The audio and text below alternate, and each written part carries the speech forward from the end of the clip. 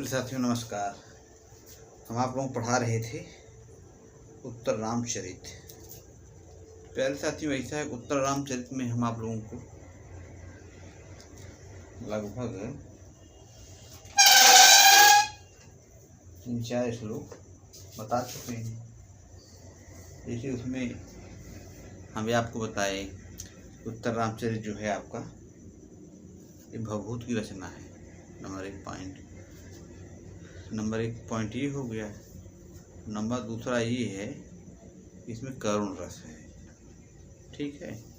दूसरी बात, फिर तीसरी बात ये है कि इसमें जो है उत्तर रामचरित जो तृतीय अंक है, इसमें जो शुरुआत होता है वो जैसे अभिज्ञान शाकुंतलम में दो सखियों का, अनसुईया और प्रियंवदा, वहाँ दो सखियों में प्रवेश होता है। तो यहाँ पे दो नदियों में प्रवेश हो रहा है, तमसा और मुरला, ये दो पात्र हैं। तो उसमें जो है 3 श्लोक हम आपको बताए। मुरला का है पहला वाला कि अनिर्भिन्नो गंभीरत्वात् अंतर्गूढ़ धन व्यथा है, पुटपाक प्रतीकासु राम से करुण रस है। कहने मतलब ये है राम दुखी हैं। ठीक है। तो अब राम की व्यथा जो है ये पुटपाक के समान बता रहे हैं।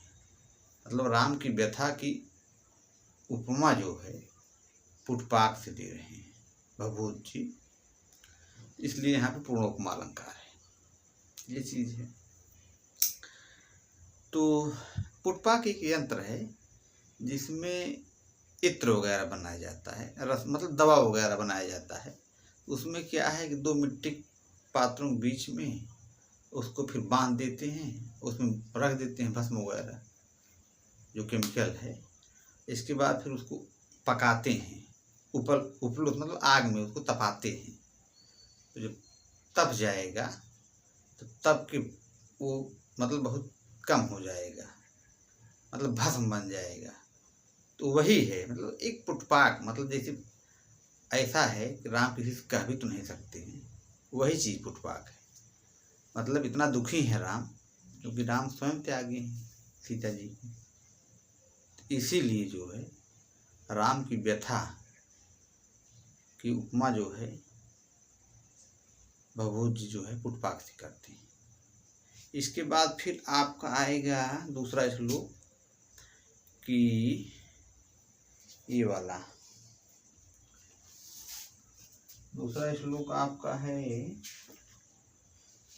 ये भी मुरले का है। पहला हो गया, दूसरा वाले में बीची बातें सीकर छोड़ सीते ही है, आकर सद्भी पद्म किंजल के गंधान मोहे मोहे रामभद्र से जीवम स्वैरम स्वैरम प्रेरित स्तर पे ये थी। मेरे प्यारे साथियों, इसमें जो है आपका समुच्चय अलंकार है। दो चीज यहाँ स्वैरम स्वैरम जो पद आया है, यहाँ पे आपका वृद्धि संधि हो जाएगी। और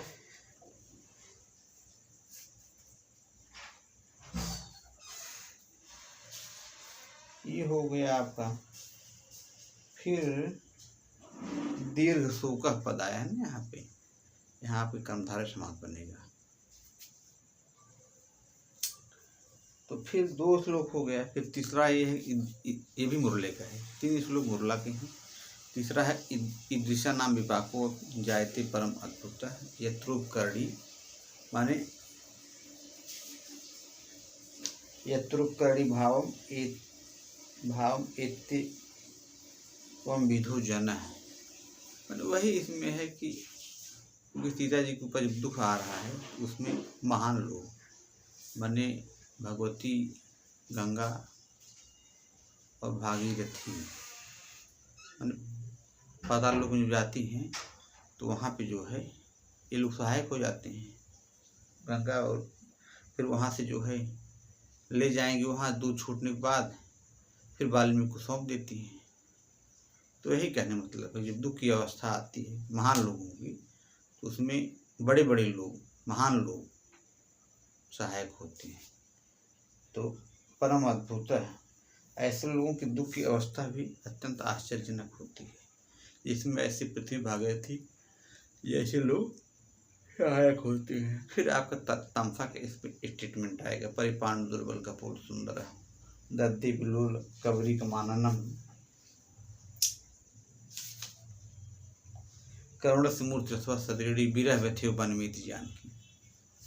मेरे प्यारे साथियों, जो है ये आपका तमसा का है। इसके बाद फिर आपका मुरला का आएगा, किसले में मुग्धम बंधनाथ विप्रलूनम हृदय कमल सोसी दारुणो दीर्घ शोक ग्लपित परिपान क्षामस्य शरीरम सर्दिजीव धर्म केतकी गर्पित पत्रम। तो ये आपका मुरला का है। तमसा वाला जो है इसमें आपका परिपांडु वाला, तो इसमें आपका इसे निवेदयाम शब्द है ना, निविद ऋच लट लकार उत्तम पुरुष एक वचन। निवेदयाम में दस्ती में आपका ङीप प्रत्यय होगा, धा सत्र ङीप। परिपांड में आपका गत तत्पुरुष होगा, क्योंकि उसका एक सूत्र है ना उपत तत्पुरुष का, गत तत्पुरुष उपत तत्पुरुष, तो कुगत प्रादेय एक सूत्र है। लेकिन एक और सूत्र है गत तत्पुरुष वाला, उर्यादिच उपद मतिंग, ये उपत तत्पुरुष और गत तत्पुरुष इन सबों का है। जैसे आपका कुगत प्रादेय जो लगेगा ये आपका प्रात तत्पुरुष लगेगा। एक में थोड़ा हम देख ले रहे हैं, क्योंकि बहुत सारे सूत्र हैं समास के भी, और तो उसमें आपका जो है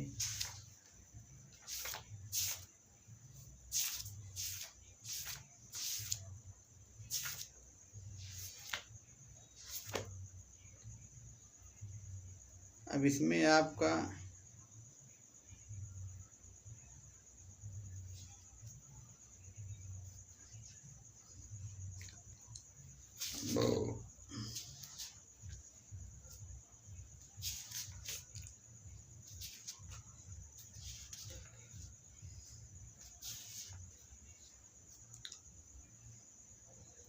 यही प्रात तत्पुरुष कुगत प्रादेय या गत तत्पुरुष, ये दोनों का कुगत प्रादेय होगा।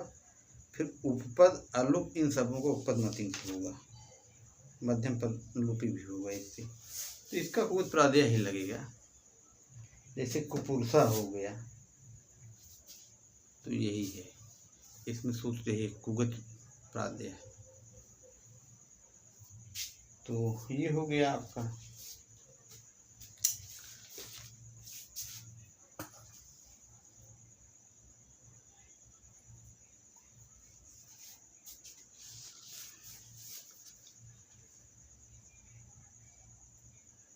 अब आपके यहाँ एक शब्द आया शरीरड़ी, इसमें आप ङीप प्रत्यय होगा, शरीर प्लस इन प्लस ङीप।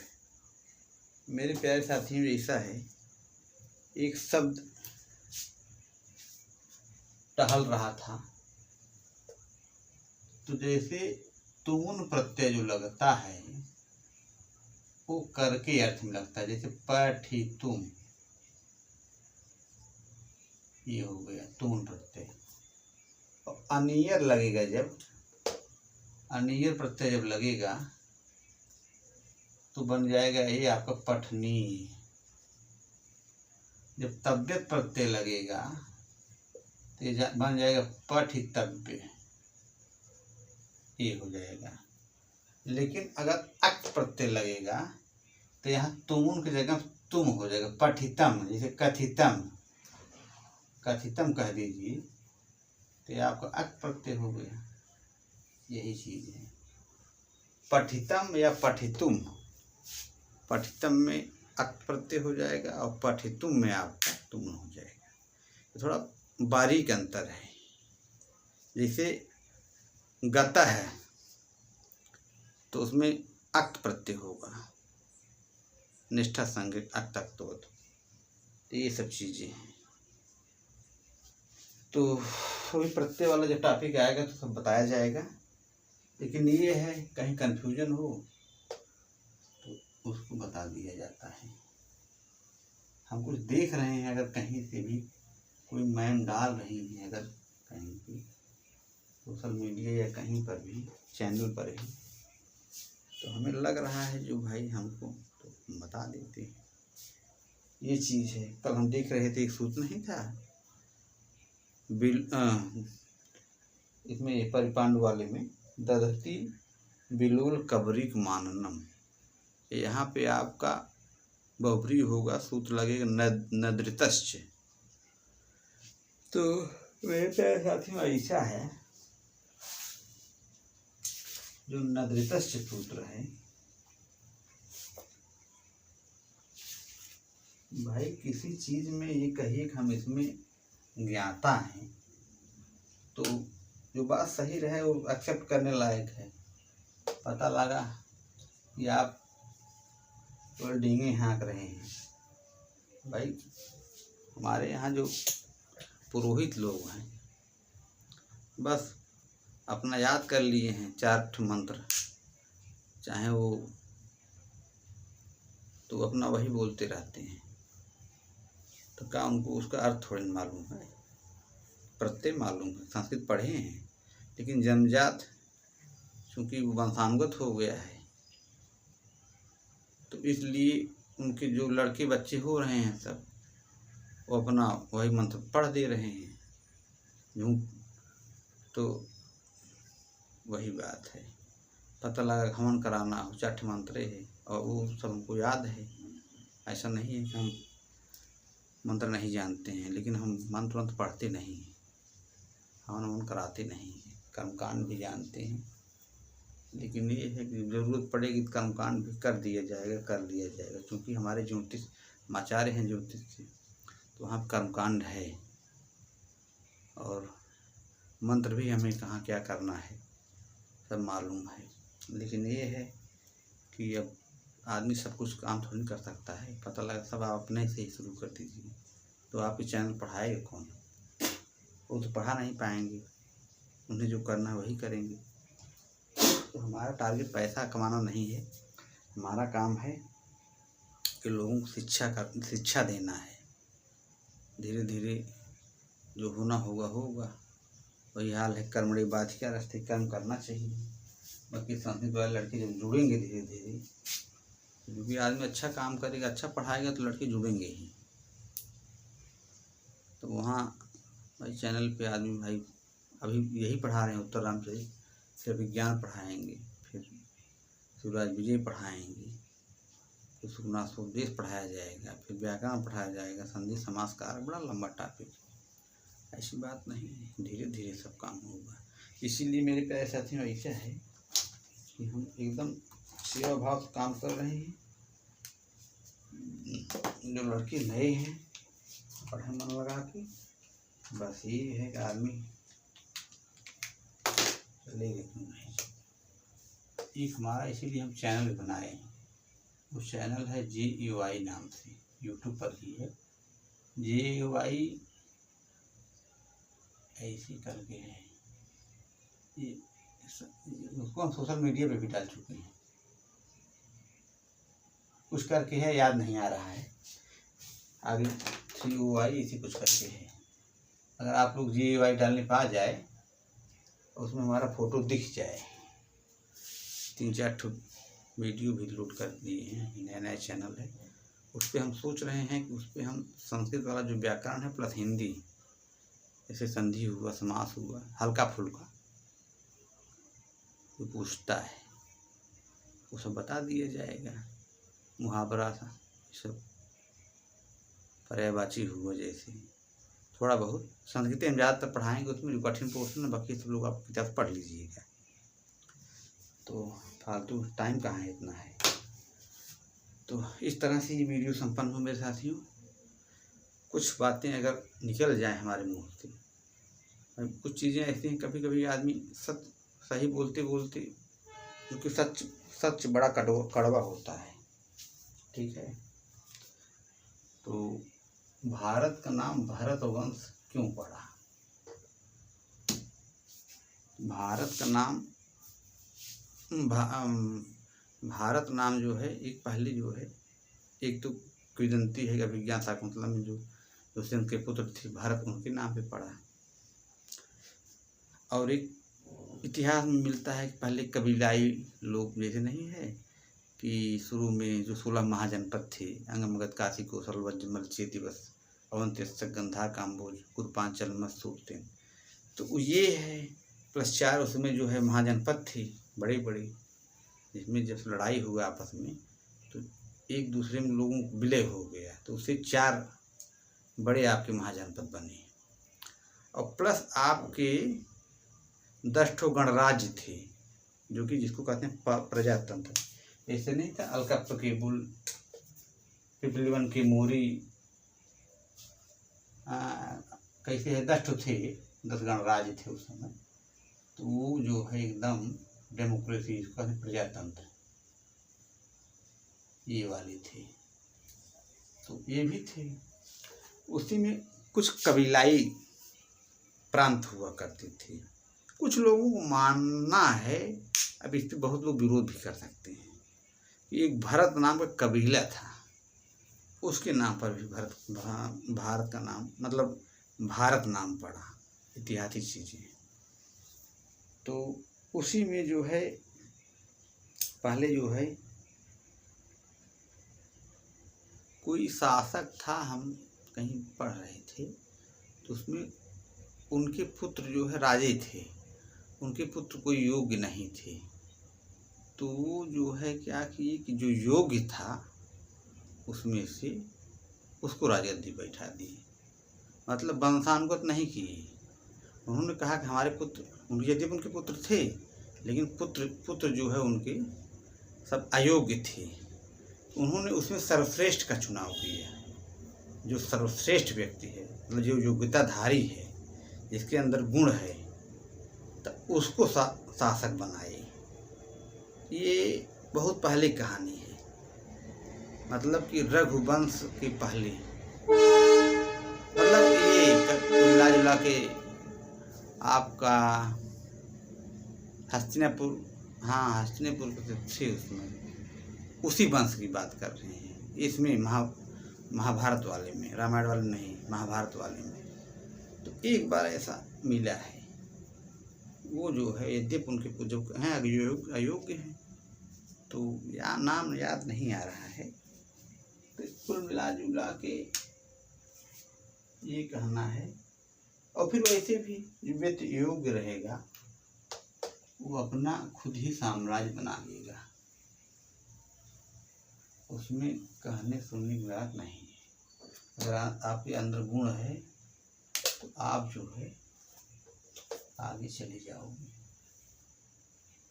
तो ये चीज़ है, इसीलिए तो फिर धीरे धीरे लोकतंत्र हो गया। लोकतंत्र में क्या है, जनता द्वारा जनता के लिए जनता की सरकार है, इसी को कहते हैं प्रजातंत्र। तो जब चाहे जनता खींच ली, जब चाहे जनता गद्दी बैठा ली। 5 साल में चुनाव होता है, इसीलिए इसको कहते हैं लोकतंत्र। लोकतंत्र माने जनता का शासन। अभी इनका इसीलिए 5 साल के लिए चुनाव होता है। राजतंत्र को हटा दिया गया। भाई पहले जो है आपका क्या था, पहले आपका जो है ऐसे में जाएंगे प्राचीन इतिहास में, तो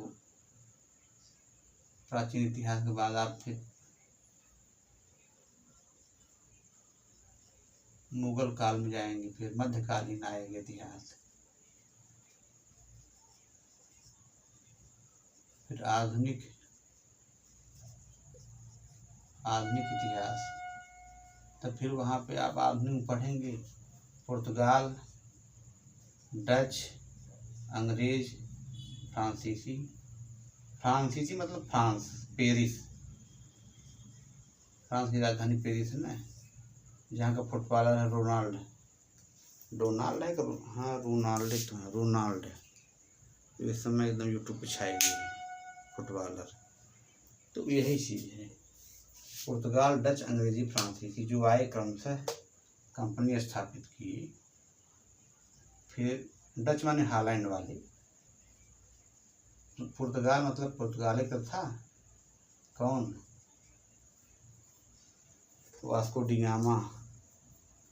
फिर आपका ये आए, फिर अंग्रेज आए, अंग्रेज मतलब यही इंग्लैंड वाली। फिर फ्रांसीसी आपकी आए। अंग्रेज जो है सर्वाधिक सबसे ज़्यादा देशों पे ये शासन चला चुके हैं अपना, इतना इनके पास खोपड़ी है। इंग्लैंड वाली ये छोटा सा देश है। फिर पेरिस फ्रांस ये आए, तब फिर धीरे धीरे आपस में सब, फिर इंग्लैंड से शासन चलने लगा धीरे धीरे। फिर कंपनी का शासन आया, फिर धीरे धीरे तब लास्ट में लॉर्ड माउंटबेटन थे। फिर भारत स्वतंत्रता मिली तो उन्होंने जाते जवाती चाल चली, भारत पाकिस्तान का बंटवारा करा दी। तो चूँकि वो फूट डालो राजनीति करते थे, उनका यही काम है था, फूट डालो राजनीति।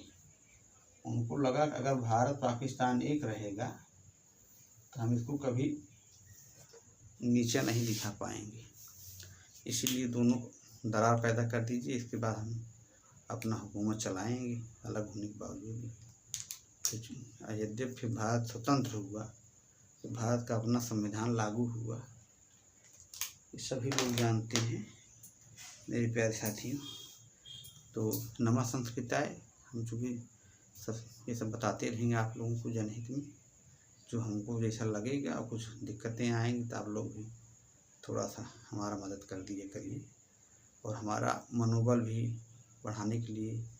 ऐसा नहीं है कि हम बहुत ज्ञाता हैं सब विषय के, हो सकता है आप लोग अध्ययन कर रहे हैं तो कुछ कमी अगर रहेगी तो हम आपको उसी माध्यम से भी सीखेंगे। इसी के साथ मैं अपनी वाणी को विराम दे रहा हूँ। नमः संस्कृताय।